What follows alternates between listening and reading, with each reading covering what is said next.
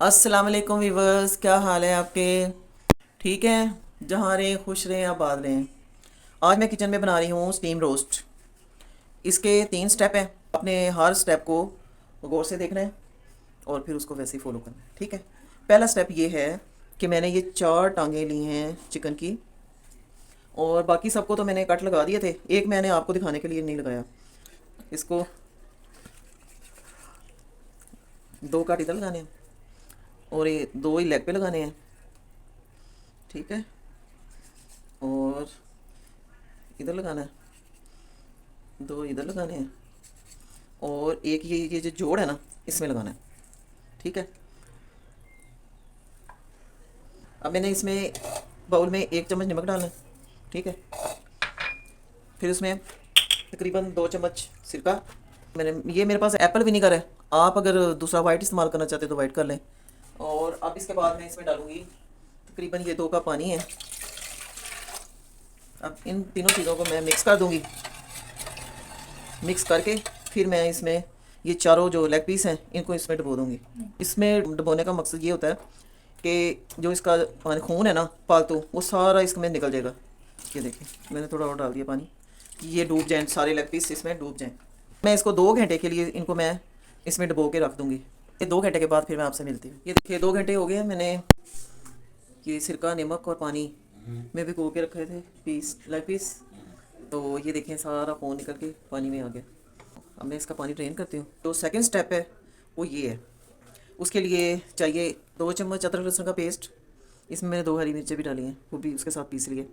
ये मैंने 2 चम्मच दही लिया है, और ये 2 लेमन लिए हैं। ये 2 चम्मच रस चाहिए इसके लिए। ये देखिए जी, 1 चम्मच लाल मिर्च, 1 चम्मच चाट का मसाला, 1 चम्मच नमक, 1 चम्मच काली मिर्च, 1 चम्मच मस्टर्ड पाउडर, 1 चम्मच चिकन पाउडर, 1 चम्मच सूखा धनिया, और ये थोड़ा सा जरदा रंग। हाँ जी, ये देखें। अब मैं मसाले इसमें डालूँगी पहले। इसके बाद इसमें डालूँगी ये अदरक लहसुन का पेस्ट, ये डालूँगी लेमन जूस। अब ये 2 चम्मच दही है, ये इसमें डाल दूँगी। अब इनको मिक्स करेंगे। ये देखिए, अब मैंने पानी इसका ड्रेन कर लिया है। तो अब मैं एक एक पीस को पकड़ के मसाला लगाऊंगी। अब मैंने मसाला लगा दिया, मैंने ओवरनाइट इसको रखना है। जी व्यूअर्स, ये देखें, ये मैंने लेग पीस ओवरनाइट रखे थे। तो अब मैं इसको पहले मैं थोड़ा ऑयल डाल के इसको फ्राई करूँगी, फिर उसके बाद मैं इसको स्टीम करूँगी। अब इसके लिए मैंने ये एक टमाटर लिया है, उसको चौकोर काट लिया है, उसके बीज निकाल दिए मैंने। और फिर इसके ये ग्रीन शिमला मिर्च और ये रेड शिमला मिर्च, और एक मैंने प्याज लिया है, उसको भी मैंने चौकोर काट लिया। ये देखें, अब मैंने इसमें 4 चम्मच ऑयल डाला है कढ़ाई में। तो फ्लेम ऑन कर दिया मैंने। अब मैं इसको ये जो लेग पीस है ये डालूँगी इसमें। ये पहले फ्राई करने का ये मकसद है कि ये इसका जो मसाला है ना वो अंदर तक चला जाए। ये भी सारा मैं इसमें डाल दूँगी। पहले एक तरफ से फ्राई करके फिर मैं दूसरी तरफ से इसको पलटूँगी। व्यूअर्स, ये देखें, अब एक तरफ से हो गया ये गोल्डन, और दूसरी तरफ से करने लगी है। ये लेग पीस को फ्राई कर लिया है। तो ये देखें सारा मसाला इसके अंदर जज़ब हो गया। अब मैं दूसरी तरफ मैंने ये कुकर में 2 कप पानी डाल के, तो इसके अंदर मैंने स्टीमर रखा है।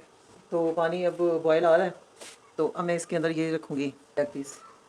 15 मिनट के लिए मैं इसको स्टीम करूँगी, क्योंकि ये हाफ डन तो हो चुका है, पक चुका है। इसके साथ इसको बंद कर दूँगी, क्योंकि मैं कुकर में इसलिए स्टीम करती हूँ कि इसका जो ये चादर है ना ये मोटी होती है। जिसके पास अगर कुकर नहीं है तो वो देगचे में कर ले या स्टीमर में कर ले।